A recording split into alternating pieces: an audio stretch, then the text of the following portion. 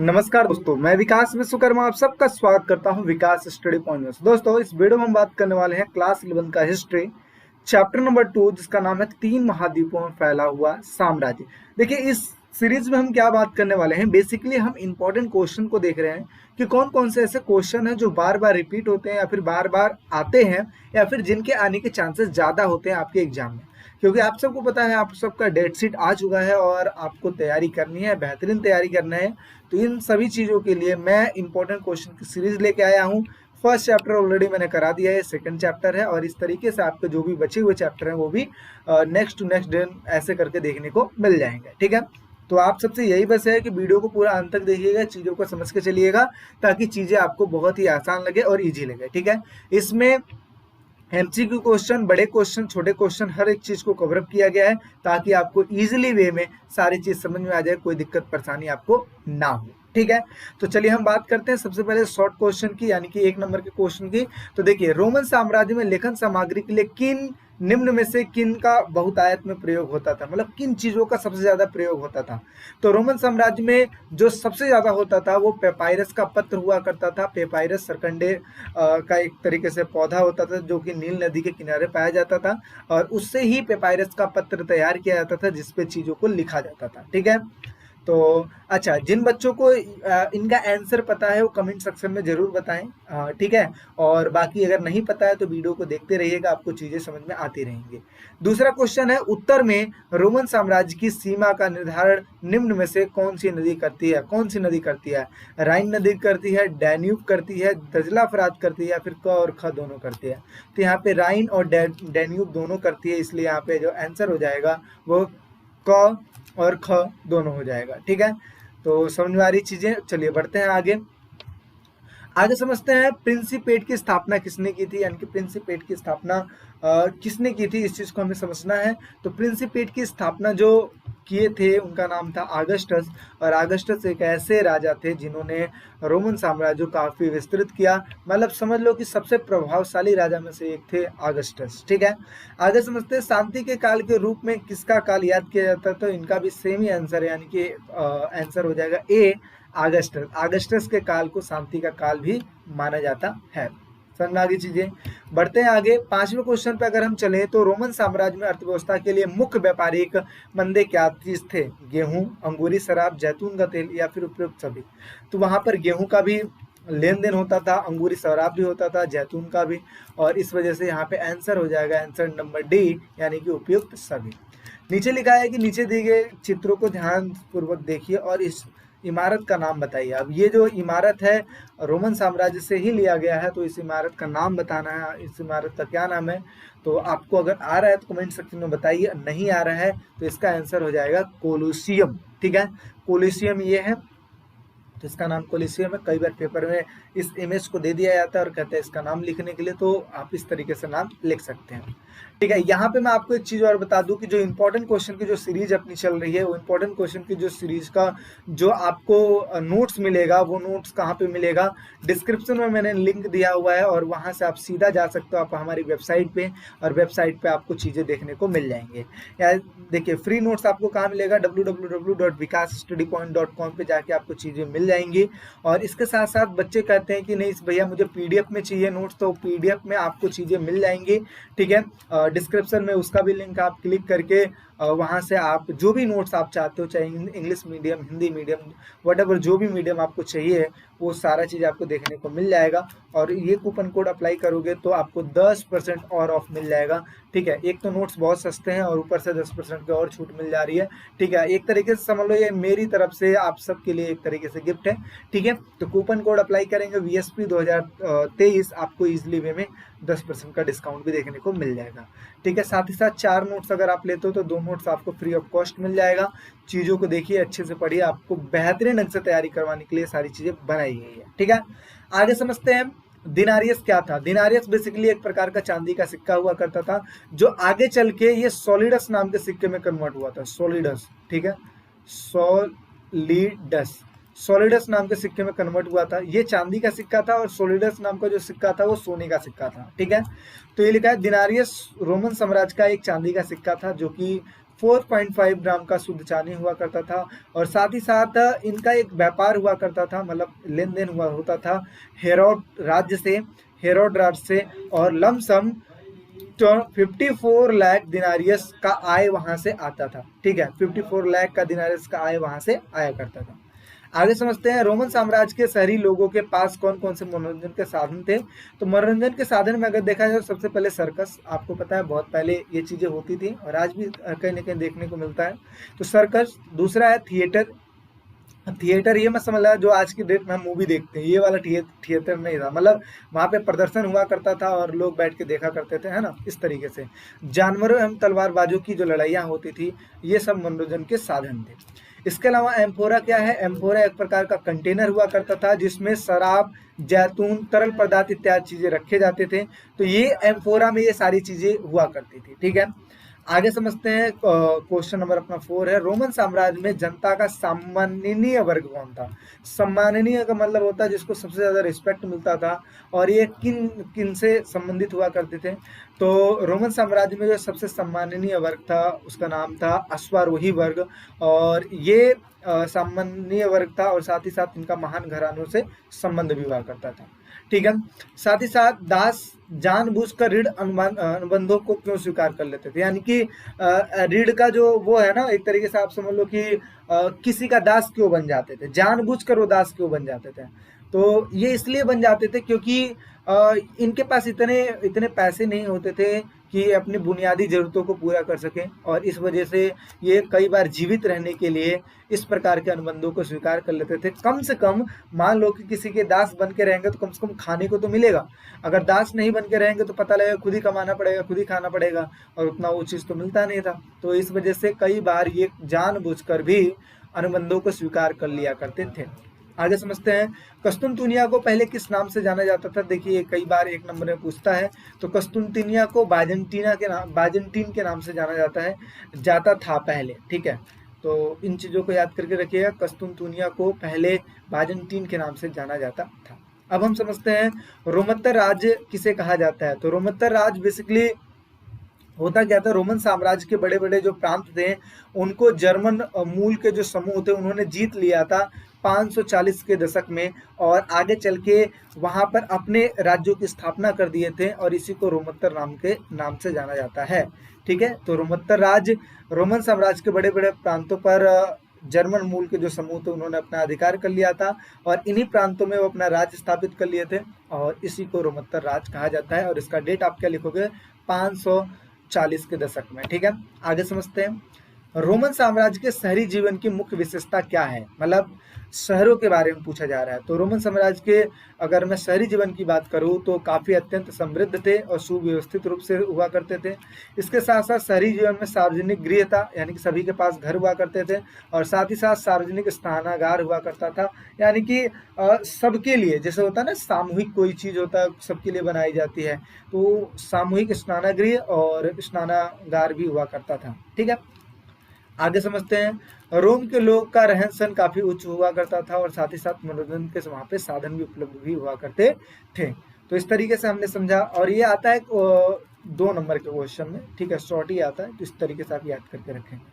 आगे समझते हैं, रोम साम्राज्य की तीसरी शताब्दी का संकट क्या था। तो देखिए तीसरी शताब्दी के संकट में क्या हुआ था, रोमन साम्राज्य जो था, रोमन साम्राज्य में कई सारे ऐसे आस पड़ोस के जो मतलब एक तरीके से समझ लो कि वंश थे, उन्होंने आक्रमण किया, और आक्रमण करने के बाद रोमन साम्राज्य को टुकड़ों में तोड़ दिया। रीजन बिहाइंड कि उस टाइम पे रोमन साम्राज्य का जो शासक था वो अच्छा नहीं था, या आप ये कहो कि अगस्टस के बाद जितने भी सम्राट आते गए वो धीरे धीरे कम कुशल होते गए, और ऐसा भी समय आया था कि 47 वर्षों में कम से कम 25 राजा बदले गए थे। आप समझो कि 47 साल में 25 राजा बदले गए, चेंज करे गए, या फिर वो किसी भी कारण से, या फिर दूसरे राज्य वाले मार दिए, या फिर इस तरीके की चीज़ें घटनाएं घटी गई होंगी, तो वो राज्य कैसा होगा। ठीक है, तो इसी तरीके से तीसरी शताब्दी का संकट काफ़ी बड़ा संकट था, और विभिन्न वंशों ने, विभिन्न शासकों ने आक्रमण किया रोमन साम्राज्य को और कई सारे टुकड़ों में तोड़ दिया। तो यही लिखा है कि ईरान के ससानी वंश के शासकों ने रोमन साम्राज्य पर बार बार आक्रमण किए।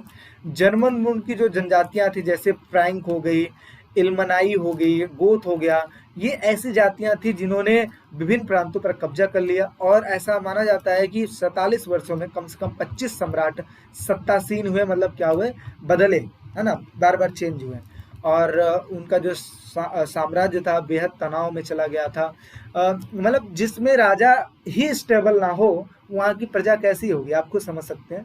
और इस तरीके से रोमन साम्राज्य का ये दिक्कतें पैदा हो गई। ठीक है, आगे समझते हैं। रोमन साम्राज्य के दासों की स्थिति और महत्व का अवलोकन कीजिए। ये देखिए 4 नंबर के क्वेश्चन के लिए मोस्ट इंपॉर्टेंट है कि वहाँ की दासों की स्थिति कैसी थी। तो देखिए वहाँ की दासों की स्थिति बहुत ही दयनीय थी। आप ये समझ सकते हो कि इटली में 75 लाख की आबादी में 30 लाख तो सिर्फ दास ही थे। तो एक तरीके से समझ लो हर घर में दास मिला करते थे। ठीक है, और साथ ही साथ दासों को संपत्ति माना जाता था। इनके पास कोई कानूनी व्यक्तित्व नहीं था, यानी कि जैसे आज की डेट में हमें देखते हो ना, हमारे पास अधिकार है, मौलिक अधिकार है, सब है, उनके पास कुछ ऐसी चीजें नहीं हुआ करती थी। इसके साथ साथ दासता काफी मजबूत थी वहां पे, यानी कि दासी दास थे हर जगह पे, क्योंकि आप समझ सकते हो कि 75 लाख की आबादी में 30 लाख तो सिर्फ दास थे। इसके साथ साथ दासों को पूंजी का निवेश भी समझा जाता था। और साथ ही साथ दासों के प्रति व्यवहार सहानुभूति पर नहीं बल्कि हिसाब किताब पर रखा जाता था। एक तरीके से देखते हो ना, आज के डेट में आपके घर में अगर कोई नौकर होगा तो आप बहुत ही सहानुभूति उनके साथ रखते होगे, लेकिन पहले ऐसा नहीं था, सिर्फ हिसाब किताब से लेना देना था। आप मेरे पास रह रहे हो, जो चीज़ आपको बोला गया, खाना खाने के लिए, खाना देने के लिए आपको खाना मिल जाएगा, पैसा देने के लिए आपको पैसा मिल जाएगा, इसके अलावा और कोई चीज़ नहीं आपको मिलेगा, कोई सहानुभूति नहीं मिलेगी। ऐसा वहाँ पे ऐसी चीज़ें होती थी। ठीक है, सिर्फ हिसाब किताब से संबंधित रखा जाता था और किसी चीज़ में नहीं। साथ ही साथ मजदूरों पर नियंत्रण भी रखा जाता था, उनको छोटे छोटे टुकड़ों में बांट दिया जाता था। और साथ ही साथ कई सारे निरीक्षकों को रखा जाता था ताकि वो ये देख सकें कि कौन काम कर रहा है और कौन काम चोर है। ठीक है, साथ ही साथ कड़े नियंत्रण भी उनके ऊपर हुआ करता था।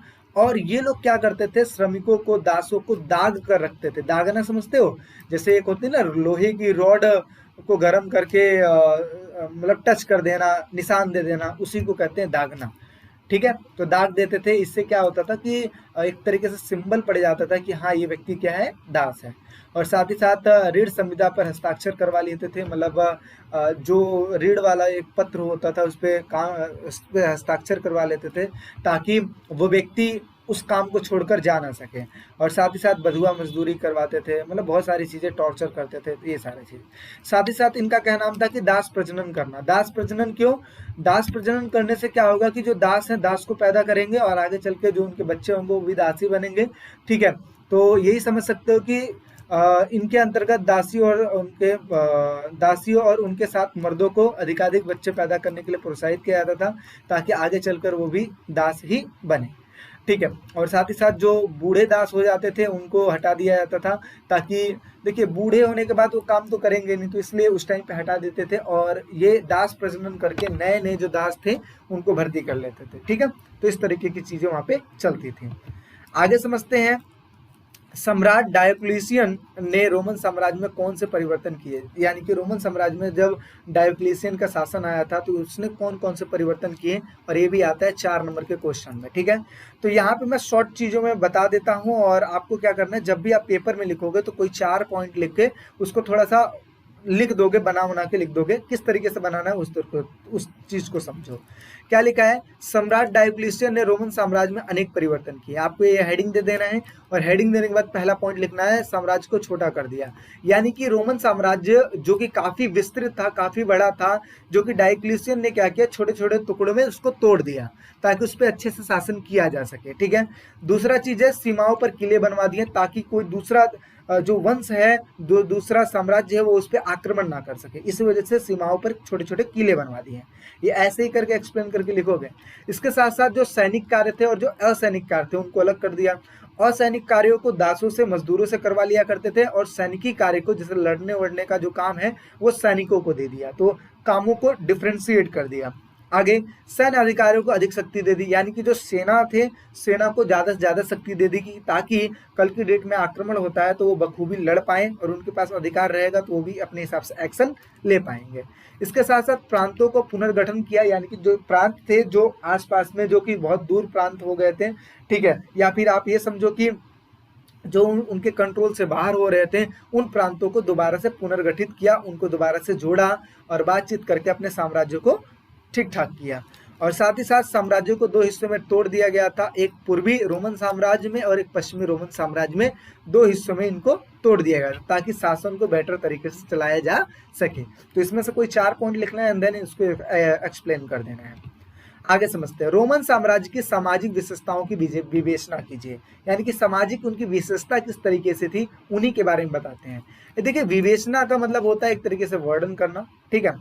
तो ये चीज है, ये भी 4 नंबर के क्वेश्चन में आता है। तो देखिए रोमन साम्राज्य जो था, एक तरीके से समझोगे कि रोमन साम्राज्य को जो स्वरूप था वो एकल परिवार था। क्या था? एकल परिवार, यानी कि एकल परिवार को ज्यादा महत्व देते थे। और एकल परिवार में आपको पता है कि माँ बाप, बच्चे ये आते हैं, ठीक है।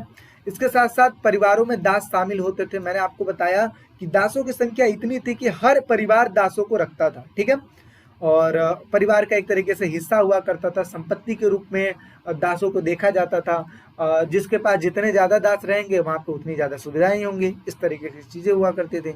साथ ही साथ महिलाओं को स्वामित्व और संचालन का अधिकार भी था, यानी कि महिलाओं को भी स्वामित्व दिया जाता था और साथ ही साथ वो संचालन भी कर सकते थे, ठीक है ना, चीज़ों को चला सकते थे।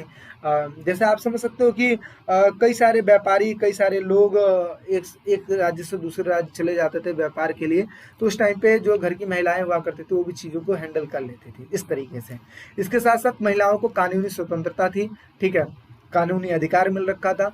इसके अलावा तलाक देना आसान था, यानी कि तलाक इजीली दिया जा सकता था कि अगर किसी पति और पत्नी को आपस में नहीं रहना है तो इजीली वो तलाक दे सकते थे, तो ये भी चीज़ था। विवाह परिवार द्वारा एवं विवाह की आयु, यानी कि ये दोनों फिक्स हुआ करता था। एक तो परिवार के द्वारा होगा, दूसरा विवाह की आयु फिक्स रहेगी, कितने टाइम पे शादी हो जाएगी, ठीक है। इसके अलावा काम चलाऊ साक्षरता, यानी कि पढ़ाई लिखाई उतनी ज़्यादा अच्छी नहीं थी। मतलब आप ये कह सकते हो कि काम चलाऊ, जितना ज़रूरत है उतनी शिक्षा ही सिर्फ दी जाती थी, हाई फाई चीज़ों को देने की ज़रूरत नहीं थी उस टाइम पे, ठीक है। देखिए काम चलाऊ का मतलब क्या हुआ कि लेन देन करते हैं, तो जब पैसे का लेन देन होता है तो पैसों को गिनना या कितना माल आता है, कितना माल गया, इन सब चीज़ों का काउंटिंग करना, तो जो काम चलाऊ शिक्षा थी सिर्फ उन्हीं को रखा जाता था। इसके अलावा सांस्कृतिक विविधता का विद्यमान, इसका मतलब ये है कि विभिन्न प्रकार की संस्कृतियां वहाँ पे थी, विभिन्न प्रकार के भाषा के लोग थे, विभिन्न प्रकार के धर्मों के लोग हुआ करते थे, तो सबको एकजुट करके रोमन साम्राज्य का निर्माण किया गया था। और अनेक भाषाओं के लोग थे, अनेक प्रकार की भाषाएं वहाँ पे बोली जाती थी। और इसके साथ साथ शहरी जीवन जो था, शहरी जीवन के तौर तरीके से साथ रहा करते थे। जैसे कि अभी मैंने पीछे बताया, रोमन साम्राज्य में जो शहरी जीवन इस तरीके से था, आप ये लिख सकते थे, समृद्ध और सुव्यवस्थित था, मनोरंजन के साधन भी उपलब्ध थे, सार्वजनिक स्नानागार थे, इस तरीके से आप चीजें भी लिख सकते हैं, ठीक है। साथ ही साथ मैंने आपको बताया ना, नोट्स इसका जरूर ले लीजिएगा, नोट्स में सारी चीजें आपको देखने को मिल जाएंगी। इन सब के पॉइंटों को आप इजीली एक्सप्लेन कर पाएंगे अगर नोट्स आप ले लेते हैं तो। आगे समझते हैं। 13वें की बात करें, रोमन साम्राज्य को विश्व की क्या देन है, तो इसमें भी अगर मान लीजिए 6 नंबर में पूछता है तो 6 पॉइंट लिखो एक्सप्लेन कर दो, या 5 नंबर में तो 5 पॉइंट लिखो एक्सप्लेन कर दो, 4 नंबर में तो 4 पॉइंट लिख देना, एक्सप्लेन कर देना, जो भी आपको अच्छा लगे। सबसे पहले है साम्राज्य की स्थापना। रोमन साम्राज्य एक इतना बढ़िया साम्राज्य था स्टार्टिंग में कि इसने विभिन्न राज्यों को जीता और वहां पर अपने साम्राज्यों की स्थापना कर दी, यानी कि देखते ही देखते साम्राज्य बड़े होते चले गए। जैसे अगस्टस ने बहुत सारे साम्राज्यों की स्थापना की थी, ठीक है, और भी जो साम्राज्य आए थे उन्होंने स्थापना की थी, लेकिन आगे चल के इतने घटिया शासक होते चले गए कि टिकते ही नहीं थे, या फिर दूसरा परास्त करके चला जाता था, या तो खुद ही आप समझ सकते हो कि भोग विलास में लग जाते थे। और जब भोग विलास में लग जाओगे तो जाहिर सी बात, आप किसी से लड़ोगे तो क्या जीतोगे, है ना। तो इस तरीके की चीजें हो जाती थी। तो लेकिन अगर मैं विश्व की देन की बात करूं तो रोमन साम्राज्य काफी विस्तृत था, और साम्राज्यों की स्थापना किस तरीके से की जाती थी हम रोमन साम्राज्य से सीख सकते हैं। साथ ही साथ राज्य प्रबंधन की शिक्षा, यानी कि शिक्षा को देना, किस तरीके से शिक्षा को प्रसार करते थे, ठीक है, ये भी एक तरीके से राज्य प्रबंधन, यानी कि रोमन साम्राज्य का एक अहम वो समझ सकते हैं हम, कि हम सीख सकते हैं कि किस तरीके से वो अपने राज्य को चलाने के लिए शिक्षा दिया करते थे, ठीक है। साथ ही साथ सैनिक संगठन, इसका मतलब ये है कि सेनाओं को संगठित करके रखना, क्योंकि सेना एक साम्राज्य का मजबूत हिस्सा होता है। अगर हमें किसी दूसरे राजा से लड़ना है तो जाहिर सी बात है, अगर सेना मजबूत है तो ही हम दूसरे साम्राज्य से लड़ सकते हैं, अदरवाइज नहीं लड़ सकते हैं, ठीक है। साथ ही साथ रोमन कानून इतना बेटर तरीके से बनाया गया था कि इतने भाषा के लोग थे, इतनी जातियों के लोग थे, लेकिन इसके बावजूद भी रोमन साम्राज्य एकजुट होकर रहता था। जाहिर सी बात है वहाँ पे कानून व्यवस्था काफ़ी अच्छी थी तभी तो इस तरीके से रोमन साम्राज्य की कानून व्यवस्था इतनी अच्छी थी कि सभी धर्मों के लोग, सभी भाषाओं के लोग आपस में एकजुट होकर रहते थे, और इस तरीके से रोमन साम्राज्य काफ़ी सालों तक चला। लेकिन आगे चल के चीज़ें कुछ ऐसी खराब होती हैं और आगे चल के रोमन साम्राज्य का पतन हो जाता है। इसके साथ साथ ईसाई धर्म का प्रचार वहाँ पे होता चला, और उसी टाइम पे ईसाई जो धर्म है धीरे धीरे फैलना शुरू हो गया था। ठीक है, और सड़कें और पुल, देखो सड़कें और पुल इस तरीके से बनाए जाते थे कि मानो इंजीनियर थे। ठीक है, कि मतलब आज के डेट में आप देखते हो ना कि सड़कें बनाई जाता है, मतलब पुल बनाया जाता है, फ्लाईओवर एक तरीके से बनाया जाता है, सड़कें ऐसी बनाई जाती है कि जल्दी टूटे ना। उस टाइम पे भी मेजर करके इस तरीके से चीजें बनाई जाती थी कि मानो इंजीनियर फेल हो जाते थे उस टाइम पे, है ना। इस तरीके की चीजें बनाई जाती थी, काफी अच्छी सड़कें और काफी अच्छे पुल बनाए जाते थे। भवन निर्माण कला, जिसमें मूर्तियों का प्रयोग करना, विभिन्न प्रकार के नक्काशियों का प्रयोग करना, और देखने में काफी अद्भुत लगती थी। जैसे कि अभी पीछे हमने वो देखा ना, अभी आपको जो चीज मैंने बताया था एमसीक्यू में, ये वाला देखिए, कोलिसियम जो था देखो किस तरीके से बनाया गया, बताइए, है ना। अब इस टाइम पे कौन सा सीमेंट और कौन सा बालू लगा होगा जो इस तरीके से बना होगा, है ना। तो इस तरीके से आप समझ सकते हो कि वहाँ पे काफ़ी अच्छा नक्काशी और काफ़ी अच्छा चीज़ों का निर्माण किया जाता था। साथ ही साथ साहित्य और दर्शन, यानी कि जो भी चीज़ था, जितनी भी चीज़ें साम्राज्य में थी, उन चीज़ों को लिखा भी जाता था, यानी कि वर्णन भी किया जाता था, ताकि आने वाले जो समय में जो लोग हैं वो उनके साहित्य को पढ़ पाएँ। साथ ही साथ विभिन्न प्रकार की भाषाओं के लोग थे, और हम उनसे ये सीख सकते हैं कि किस तरीके से, जैसे इंडिया देखो, इंडिया में लमसम 22 भाषाएं हैं और 22 भाषाओं के लोग रहा करते हैं, और किस तरीके से इंडिया एकजुट होकर रह रहा है। तो ऐसे ही रोमन साम्राज्य भी इसी तरीके से था, विभिन्न प्रकार के भाषाओं के लोग थे और एकजुट होकर रहा करते थे। शहरी जीवन, जिसके बारे में ऑलरेडी मैंने आपको बता दिया, काफ़ी अच्छा शहरी जीवन था, समृद्ध शहरी जीवन था, और इसके साथ साथ शहरों में बहुत सारी चीज़ें उपलब्ध हुआ करती थी, सार्वजनिक गृह उपलब्ध हुआ करता था, और साथ ही साथ बात करें तो शहरी जीवन में समृद्धि, व्यापार बहुत अच्छा हुआ करता था, मनोरंजन के साधन वहाँ पे उपलब्ध थे। ठीक है, इस तरीके से व्यापार, ये विभिन्न राज्यों से व्यापार किया करते थे, विभिन्न चीज़ों का व्यापार करते थे। ठीक है, जो इनके पास जो चीज़ बहुतायत हुआ करती थी उन चीज़ों को सेल आउट कर देते थे।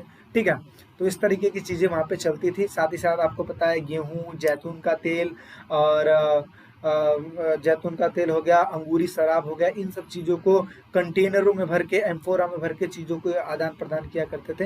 तो काफ़ी अच्छी चीज़ें वहाँ पे चला करती थी।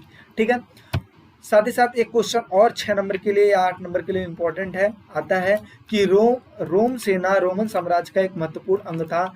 ये जो कथन है औचित्य निर्धारित करते हुए इनकी व्याख्या कीजिए, यानी कि ये जो कथन है ये सही है तो इसकी व्याख्या कीजिए। तो अभी तो मैंने आपको बताया कि किसी भी साम्राज्य का जो सेना होता है काफ़ी अहम होता है, और इसी प्रकार से रोमन साम्राज्य की जो सेना थी काफ़ी अहम थी, काफ़ी अच्छी थी।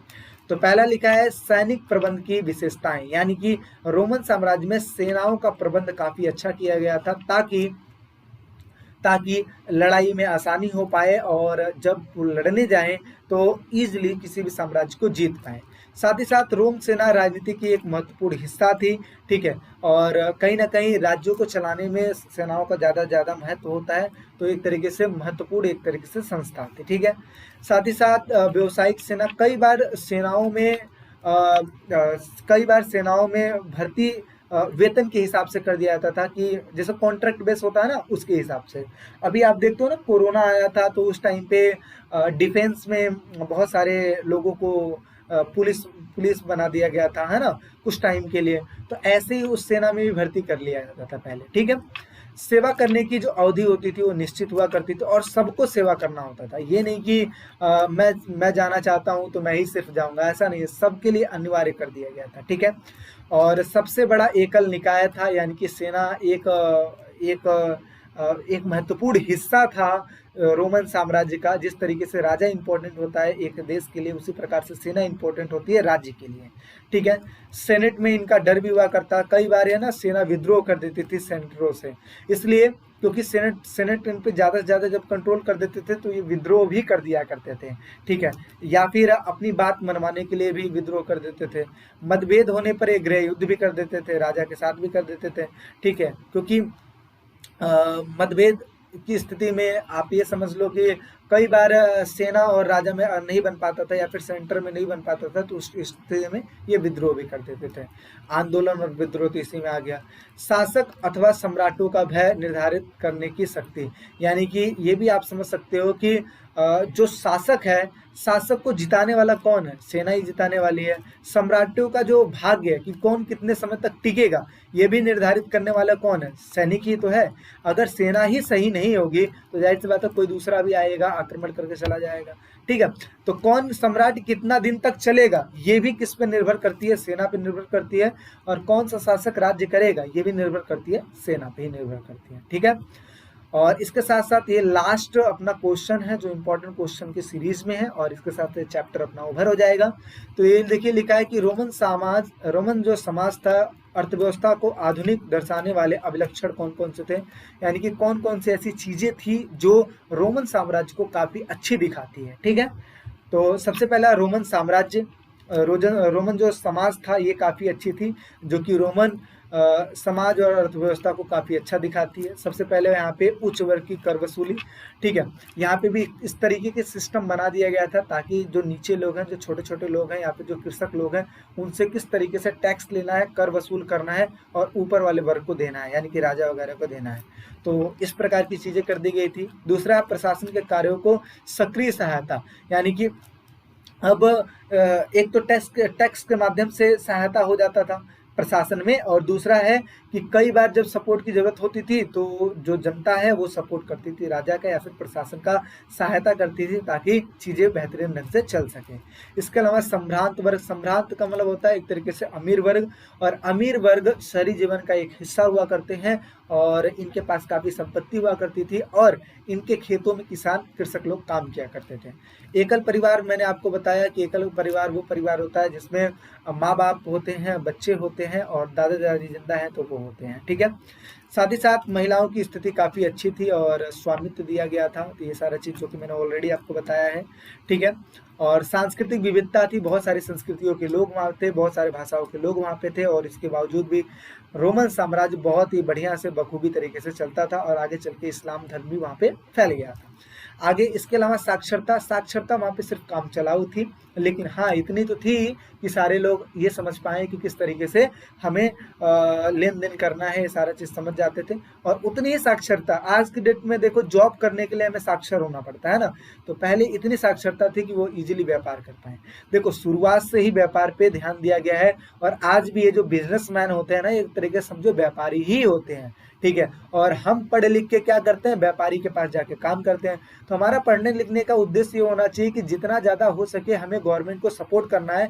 ठीक है, अगर आप एक अच्छा व्यापारी बन सकते हो या फिर एक अच्छा बिजनेसमैन बन सकते हो, तो आप उसके लिए मेहनत करोगे तो ही बन पाओगे। ठीक है, तो हमें ये समझना चाहिए कि ज़्यादा से ज़्यादा रोजगार कैसे पैदा किया जा सके, ना कि रोजगार हमें लें, यानी कि हम जितना ज़्यादा रोजगार देने की सोचेंगे उतना ही ज़्यादा अच्छा रहेगा। तो इसके लिए हमें मेहनत करने की ज़रूरत है, बार बार हर चीज़ों को समझने की ज़रूरत है। ठीक है, और इसके अलावा वहाँ पे शहरी जीवन काफ़ी अच्छा था, तो ये पॉइंट बार बार रिपीट हो रहा है, तो इन चीज़ों को एक्सप्लेन कर दोगे। ठीक है, इसके साथ साथ रोमन अर्थव्यवस्था इनकी, तो हमने सबसे पहले समाजों के बारे में पढ़ लिया, अब अर्थव्यवस्था के बारे में पढ़ लेते हैं।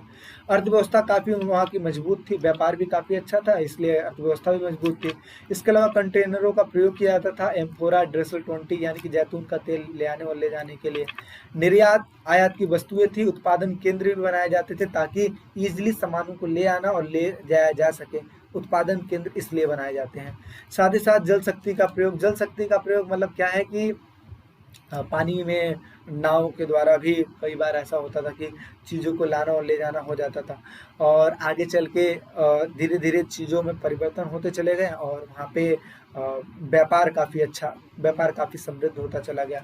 औद्योगिक पैमाने पर खानों से खनिज निकालना, अब देखो यहाँ पे दो चीज़ें होती है, एक जल शक्ति होती है, एक वाष्प शक्ति होती है। तो इन चीज़ों का प्रयोग करके आप देखते हो ना कि बड़ी बड़ी चीज़ों को काटने के लिए पानियों की ज़्यादा आवश्यकता होती है। पानी का जो धार होता है वो, पानी के धार से लोहा भी कट जाता है। ठीक है, और दूसरी चीज़ ये है कि वाष्प, वाष्प के द्वारा आज देखते हो रोड को अगर हमें खुदाई करनी है, रोड पे खुदाई करनी है, तो हम वो जो मशीन आती है एक जो तगड़ करके अपना क्या करती है, छेद कर देती है, ठीक है। उन चीज़ों का हम यूज करते हैं ना तो वाष्प शक्ति का यूज करके करते हैं ना। तो इस तरीके से औद्योगिक पैमाने पर खानों में, यानी कि जहाँ पे कोयला इत्यादि चीजें, पेट्रोलियम इत्यादि चीजें निकाली जाती थी, तो वहाँ पे इन चीजों का प्रयोग होता था। इसके अलावा व्यापार काफी सुसंगठित था, काफी व्यवस्थित रूप से था और व्यापार काफी अच्छा हुआ करता था। बैंकिंग व्यवस्था भी थी, यानी कि ऋण लेना, ऋण देना इत्यादि व्यवस्था भी वहाँ पे थी। इसके अलावा धन का व्यापक प्रयोग, और लोगों को ये भी पता था कि किस तरीके से हमें पैसे का प्रयोग करना है और किस तरीके से हमें अपने धंधे को, किस तरीके से हमें अपने उद्योग को बढ़ावा देना है। तो ये दो ऐसी विशेषताएं हैं जो कि रोमन साम्राज्य को काफी बड़ी बनाती है, अभिलक्षण बनाती है। तो इस तरीके से हम चीजों को समझ सकते हैं। तो आई होप सो आपको समझ में आया होगा, और इसी के साथ साथ ये जो चैप्टर है ये अपना चैप्टर ओवर हो जाता है। चीजों को बहुत ही बेहतरीन ढंग से देखिएगा, समझिएगा, एक बार नहीं, 2 बार 3 बार। और साथ ही साथ जब मैं इसका सैंपल पेपर लेके आऊंगा तो उनको भी समझिएगा, देखिएगा, और जल्दी से आप लोग नोट्स डाउनलोड कर लीजिए, ठीक है। जो अपने वेबसाइट पे जो नोट्स है वो फ्री ऑफ कॉस्ट है, और जो आपको वैसे मिलेगा वो थोड़ा सा उसका कॉस्ट लगेगा, ज़्यादा नहीं बल्कि हल्का फुल्का कॉस्ट है, आप इजीली पे कर पाओगे और इजीली ले पाओगे, ठीक है। बाकी वीडियो कैसी लगी कमेंट सेक्शन में ज़रूर बताएं। वीडियो अगर अच्छी लगी हो तो लाइक ज़रूर कीजिएगा, शेयर कीजिएगा और सब्सक्राइब कीजिएगा। मिलते हैं एक नेक्स्ट वीडियो में, टेक केयर, बाय बाय।